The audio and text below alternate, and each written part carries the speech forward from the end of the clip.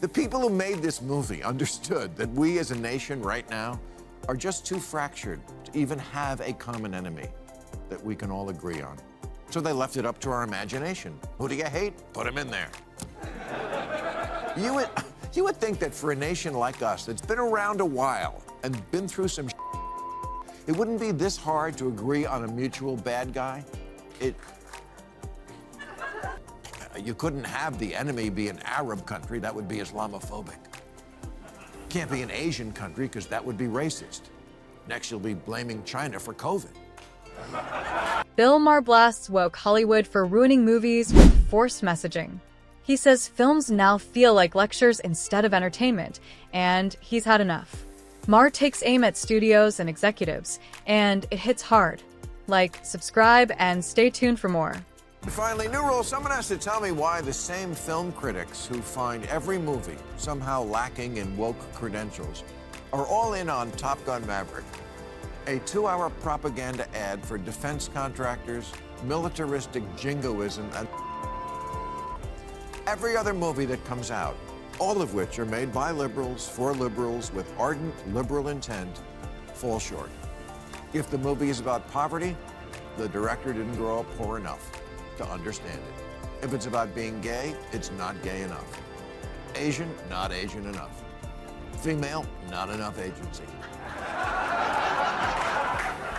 Race, don't even try.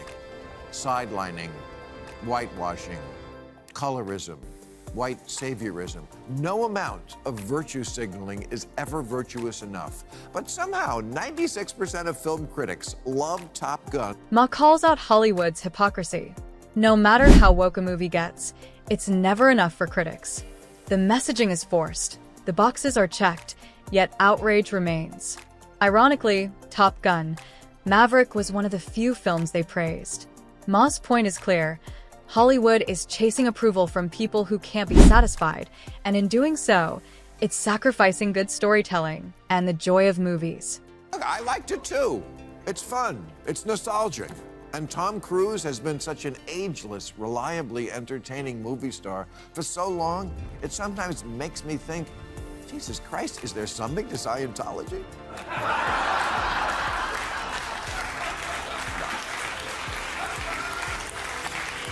But if you're a film critic and you've been making your life's mission to root out the insufficiently liberal in cinema, did you not notice that Top Gun is a lot about making warmongering sexy again? The weapons, the endless money shots of engines burning jet fuel, the big the aircraft carriers dancing in the sumptuous, oily haze, all to the manly, macho, masculine sounds of Kenny Loggins? Maher says Top Gun should have been torn apart by outrage culture. It glorifies war, confidence, and winning outright. Yet liberals and conservatives alike loved it. Why? Because it's entertaining. His point is simple. When storytelling is strong, ideology fades. People don't hate values in movies. They hate being lectured. You know that if the U.S. military were a country, its fuel usage alone would make it the 47th largest emitter of greenhouse gases in the world. Our military is the world's largest consumer of petroleum. It spews so much smog, you can barely see the highway to the danger zone. Think about that the next time you're watching a flyover, how we're destroying the world to protect it. Top Gun pretends our best fighter is still the F-18, but we've spent $1.5 trillion on the F-35, which has never worked and never will, and yet we still buy it. It's the Yugo of fighter jet. Maher is being sarcastic to expose a double standard, not to attack Top Gun. By modern woke rules, the movie has plenty of problematic elements, yet critics largely give it a pass. His point isn't that Top Gun is bad, but that standards shift depending on the movie. If woke films are endlessly scrutinized, then popular hits should be judged the same way. Maher's sarcasm highlights how outrage in Hollywood often disappears when a movie is good, successful, and impossible to dismiss. More bloated and corrupt than the Pentagon budget. We conflate, you may,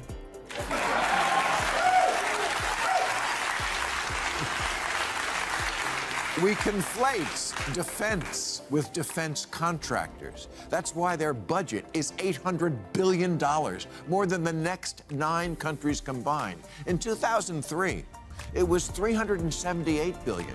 Somehow, we took 2 wars off the books, but now need to spend twice as much. And on fighting who? In Top Gun, the enemy is just called the enemy. We don't name them, we never see their faces, we don't hear them talk. Who are they? That's not important. Ma pushes the critique further, arguing that Top Gun quietly glorifies massive military spending and defense contracting. Beneath the spectacle, he sees an unspoken message that more weapons and bigger budgets equal safety. Ma questions why military spending keeps rising without a full-scale war, warning against treating fear and perpetual preparedness as unquestioned necessities. His point isn't anti-defense, but anti-reflex, urging viewers to separate entertainment from policy and ask who truly benefits from endless military expansion. We don't know who we don't care. We're awesome. You had me at America, fuck yeah.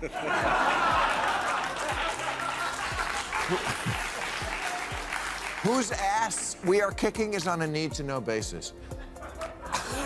God bless America and to whom it may concern. Ma highlights an overlooked irony. Top Gun itself could be seen as woke by today's standards because it never names its enemy. The threat is vague and faceless, likely to avoid offending anyone or triggering backlash. Ma argues this cautious, risk-averse storytelling is exactly what critics usually attack in other films. His point isn't to condemn Top Gun, but to expose the hypocrisy.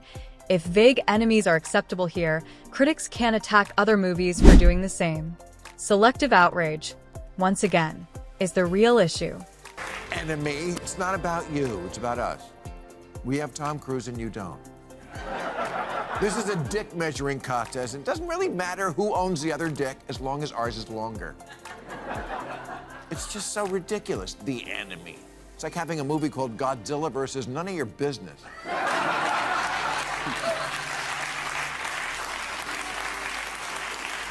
And that's on purpose. The people who made this movie understood that we as a nation right now are just too fractured to even have a common enemy that we can all agree on. So they left it up to our imagination. Who do you hate? Put him in there. Ma makes an uncomfortable point. America's enemy often depends on who's in power. Under Democrats, Russia is framed as a major threat.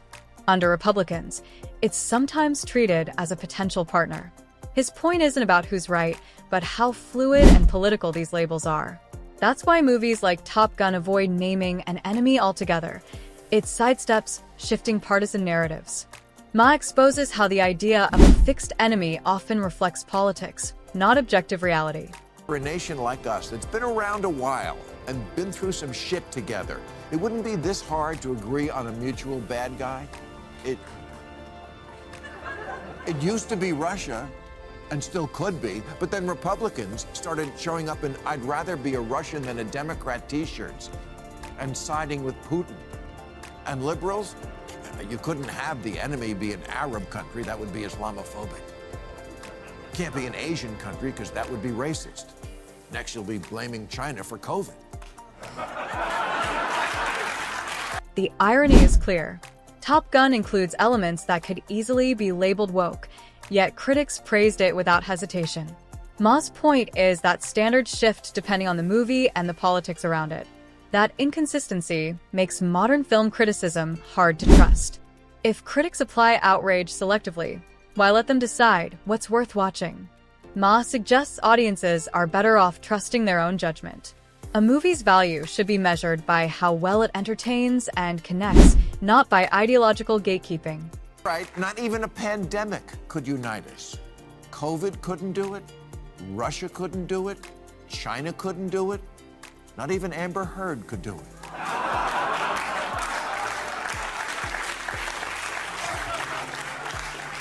You know, the old cliche has always been that if Martians attacked, it would be the one thing that brings the whole world together. Now, I don't think it would even bring Americans together. The Martians could White House like an Independence Day, and half the country would be cheering in the streets. When they said, "Take us to your leader," they're over who that is. Giant robotic tripods could be vaporizing New Jersey, and Republicans would say, "This is what happens in Biden's America." It never happened when Trump was in office. And Democrats would point out how the were disproportionately affecting low-income communities. And America feels more divided than united. Even small disagreements spark outrage, and partisan loyalty often replaces open discussion. Praising Trump, even mildly, can trigger backlash in some circles, deepening the divide and making compromise rare. Ma points out these fractures aren't just political, they're cultural and personal. From selective outrage in Hollywood to shifting political narratives and rigid partisanship, the standards keep changing. His critique challenges viewers to think independently, question bias, and reject ideological gatekeeping. Real unity won't come from outrage, but from accepting that different opinions don't make someone the enemy.